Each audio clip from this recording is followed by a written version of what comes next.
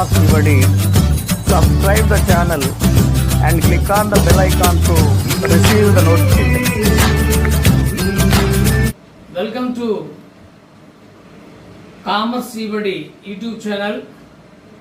విద్యార్థులారా, ఇప్పటివరకు నేను మీ కొరకు అనేకమైన వీడియోలని తయారు చేసి మన ఛానల్లో మీకు అందించడం జరిగింది. మరి మీరందరూ ఈ వీడియోలను తప్పకుండా పూర్తి వీడియోని చూడండి. ఎందుకంటే మీకోసం అనేక విషయాల మీద రోజుకొక వీడియో చొప్పున నేను తయారు చేస్తున్నాను. మీ సబ్జెక్టులో ఎలాంటి డౌట్ ఉన్నా, ఏ సబ్జెక్టులోనైనా ప్రతిదానికి కూడా నేను ఒక వీడియో తయారు చేద్దామని, ప్రతి టాపిక్ మీద ఒక వీడియో తయారు చేద్దామని నేను ప్రయత్నిస్తున్నాను. కాబట్టి మీరు ప్రతిరోజు మన ఛానల్ని ఓపెన్ చేయండి. ప్రతిరోజు కూడా 7కి నేను ఒక వీడియోని మీకు అందిస్తుంటాను. వెంటనే ఈరోజు టాపిక్లోకి వెళ్దాం. విద్యార్థులారా, ఈరోజు అగంతుక కాంట్రాక్టు, కంటింజెంట్ కాంట్రాక్ట్ అనే అంశంతో నేను మీ ముందుకు వచ్చాను. ఈ కంటింజెంట్ కాంట్రాక్ట్ లో మీకు అసలు ఈ కాంట్రాక్ట్ యొక్క అర్థం ఏంటి, ఈ కాంట్రాక్ట్ యొక్క ఆవశ్యకాలు ఏంటి, ఈ కాంట్రాక్ట్ లో ఉండే నిబంధనలు ఏంటో చూద్దాం. అంటే కంటింజెంట్ కాంట్రాక్ట్ అంటే అర్థం ఏంటి అని చూస్తే, భారత కాంట్రాక్ట్ చట్టం సెక్షన్ 31 ప్రకారము కాంట్రాక్టుకు అనుషంగికమైన సంఘటన జరిగినప్పుడు లేదా జరగనప్పుడు ఒక పని చేయుటను లేదా మానుటను నిర్ణయిస్తూ ఏర్పాటు చేసిన కాంట్రాక్టును అగంతుక కాంట్రాక్టు అని అంటారు. విద్యార్థులారా, అగంతుక కాంట్రాక్టుని భారత కాంట్రాక్ట్ చట్టం 1872 సెక్షన్ 31లో నిర్వచించడం జరిగింది. ఆ నిర్వచనం ప్రకారం అగంతుక కాంట్రాక్ట్ అంటే కాంట్రాక్టుకు అనుషంగికమైన, అంటే అనుబంధమైన ఒక సంఘటన జరిగినప్పుడు లేదా జరగనప్పుడు కాంట్రాక్టును లేదా కాంట్రాక్టు పనిని చేయుట లేదా మానుటను నిర్ణయిస్తూ తయారు చేయబడిన లేదా ఏర్పాటు చేయబడిన కాంట్రాక్టును అగంతుక కాంట్రాక్ట్ అంటాము. భవిష్యత్తులో ఒక సంఘటన జరుగుతుంది అని అనుకుంటే కాంట్రాక్ట్ ఒక రకంగా ఉంటుంది, జరగదు అని అనుకుంటే కాంట్రాక్ట్ యొక్క అమలు ఇంకో రకంగా ఉంటుంది. ఆ విధంగా కాంట్రాక్ట్ యొక్క అనుషంగిక సంఘటనల్ని బేస్ చేసుకొని కాంట్రాక్ట్ కనుక తయారు చేస్తే ఆ కాంట్రాక్ట్ మనం అగంతుక కాంట్రాక్ట్ గా చెప్పుకోవచ్చు. విద్యార్థులారా, మరి ఈ అగంతుక కాంట్రాక్టు ఏర్పడాలంటే కొన్ని ఆవశ్యకాలు ఉండాలి. ఇవి లేకపోతే కంటింజెంట్ కాంట్రాక్ట్ అనేది, అగంతుక కాంట్రాక్ట్ అనేది ఏర్పడదు. ఏంటవి అని చూస్తే, భవిష్యత్ సంఘటనలపై కాంట్రాక్టు అమలు ఆధారపడి ఉండాలి. అంటే భవిష్యత్తులో ఒక సంఘటన జరిగితే కాంట్రాక్ట్ ని కొనసాగించడం కానివ్వండి, లేదా భవిష్యత్తులో ఒక సంఘటన జరగకపోతే కాంట్రాక్ట్ ని కొనసాగించకపోవడం కానీ అనేవి ఆధారపడి ఉండాలి. అంటే సంఘటన భవిష్యత్తులో ఉండాలి, ఇప్పుడు కాదు. భవిష్యత్తులో ఆ సంఘటన జరిగితే ఒక రకంగా, జరగకపోతే ఇంకో రకంగా ఆ కాంట్రాక్ట్ యొక్క అమలు అనేది ఉంటుంది. తర్వాత సంఘటన అనిశ్చితంగా ఉండాలి. సంఘటన అనేది అనిశ్చితంగా ఉండాలి అంటే అది జరగవచ్చు, జరగకపోవచ్చు. ఆ విధమైన స్థితిని అనిశ్చితి అంటాము. సంఘటన ఆ విధంగా ఉండాలి. తర్వాత సంఘటన కాంట్రాక్టుకు అనుబంధంగా ఉండాలి. విద్యార్థులారా, ఆ భవిష్యత్తులో జరిగే సంఘటన లేదా జరగబోయే సంఘటన కాంట్రాక్టుకు అనుబంధంగా ఉండాలి. తర్వాత అగంతుక కాంట్రాక్టు భవిష్యత్తులో పార్టీల ప్రవర్తనపై ఆధారపడి ఉంటుంది. అయితే ఈ అగంతుక కాంట్రాక్టుని లేదా అగంతుక కాంట్రాక్ట్కి ఉండవలసిన నిబంధనలు ఏంటి చూద్దాం. ఈ నిబంధనల గురించి భారత కాంట్రాక్ట్ చట్టం సెక్షన్ 32 నుండి 36 వరకు వివరించడం జరిగింది. విద్యార్థులారా, అంటే మొత్తం 5 రకాల నిబంధనలు ఈ అగంతుక కాంట్రాక్ట్ ఉన్నాయి. అవేంటో చూద్దాం. ఒకటి, అనుషంగిక సంఘటన జరుగుటపై ఆధారపడినప్పుడు. అనుషంగిక సంఘటన జరుగుటపై ఒక కాంట్రాక్ట్ కనుక ఆధారపడితే దానిని గురించి భారత కాంట్రాక్ట్ చట్టం సెక్షన్ 32లో పేర్కొనడం జరిగింది. విద్యార్థులారా, భవిష్యత్తులో ఒక సంఘటన జరగాలి, ఆ సంఘటన జరిగితే కాంట్రాక్ట్ అమలు పరచడం వీలవుతుంది, జరగకపోతే ఆ కాంట్రాక్టు చెల్లని కాంట్రాక్ట్ అవుతుంది. ఒక ఉదాహరణ తీసుకుందాం విద్యార్థులారా. ఒక ఉదాహరణ, ఈ ఉదాహరణలో ఒక తండ్రి వేరొక వ్యక్తితో మాట్లాడుతున్నాడు. నీవు గనుక నా కుమార్తెను పెళ్లి చేసుకున్నట్లయితే నీకు 5 లక్షల రూపాయలని బహుమతిగా ఇస్తాను అని చెప్పడం జరిగింది విద్యార్థులారా. కానీ ఈ సంఘటన పూర్తి కాకముందే అతని కుమార్తె చనిపోయింది. తద్వారా ఈ కాంట్రాక్ట్ ని అమలు పరచడం వీలు కాదు. సో ఎప్పుడైతే ఈ కాంట్రాక్ట్ ని అమలు పరచడం వీలు కాదో ఆ కాంట్రాక్ట్ ఆటోమేటిక్ గా చెల్లని కాంట్రాక్ట్ అవుతుంది. 2, అనుషంగిక సంఘటన జరగకపోవడంపై ఆధారపడినప్పుడు. అనుషంగిక సంఘటన జరగకపోవడంపై ఆధారపడినప్పుడు ఆ కాంట్రాక్టు ఎలా ఉంటుందో చూద్దాం. దీనిని భారత కాంట్రాక్ట్ చట్టం సెక్షన్ 33లో పేర్కొనడం జరిగింది విద్యార్థులారా. ఇక్కడ కూడా మనం ఒక ఉదాహరణ తీసుకుందాం. ఏంటంటే, రాము తన యొక్క భవనాన్ని సోముకు అమ్మడానికి ఇష్టపడుతున్నాడు. కానీ ఆ భవనాన్ని హరి అనే అతని తండ్రి ఉన్నంత కాలం అమ్మడానికి అవకాశం లేదు. అంటే రాము వాళ్ళ తండ్రి హరి బతుకున్నంత కాలం ఈ రాము తన భవనాన్ని సోముకు అమ్మడానికి అవకాశం లేదు.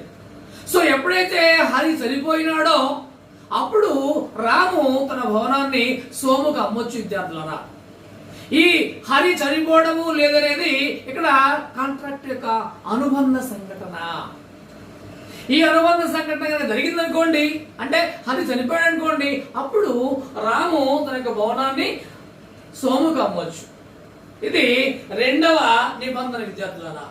3వ విషయం, అగంతుక కాంట్రాక్టు ఏర్పాటు 3వ వ్యక్తి ప్రవర్తనపై ఆధారపడినప్పుడు.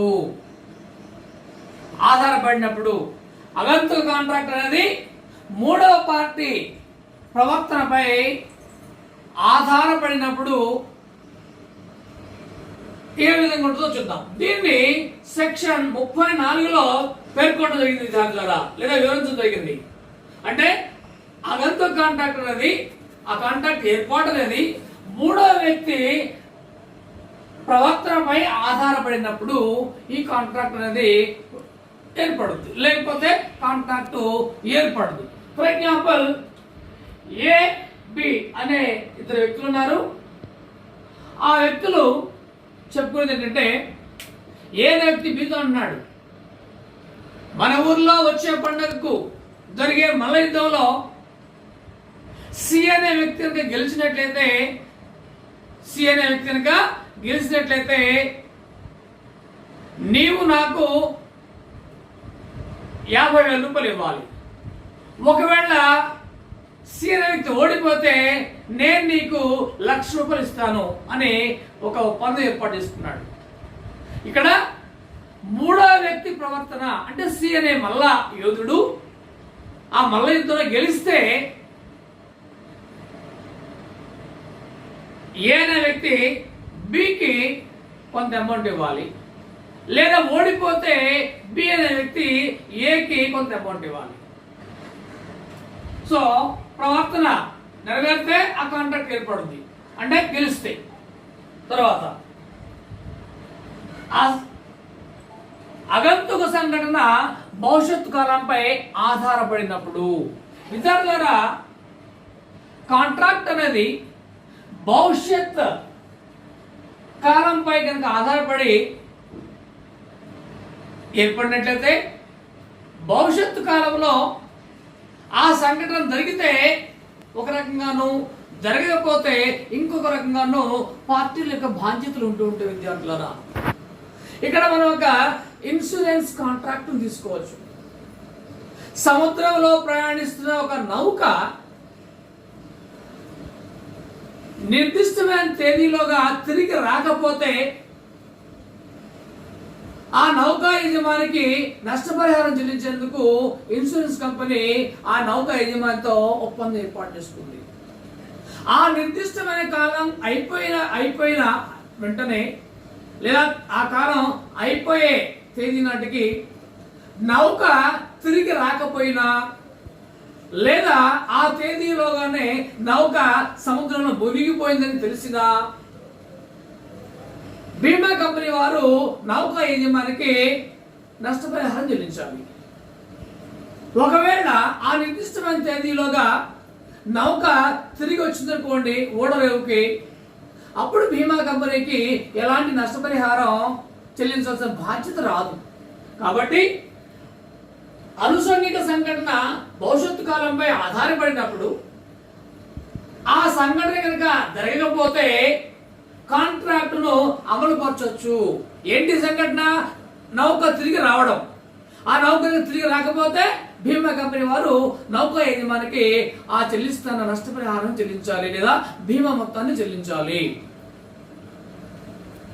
ఆఖరిగా అలంతు కాంట్రాక్టు వస్తువు మనుగడ అసంభవం అయితే, అంటే అగంత కాంట్రాక్ట్ లో ఏ వస్తువు అయితే ఉందో ఆ వస్తువు మనుగడ అసంభవం అయితే, అంటే ఆ వస్తువు మనుగడ లేనట్లయితే ఈ కాంట్రాక్ట్ చెల్లని కాంట్రాక్ట్ అవుతుంది విద్యార్థులారా.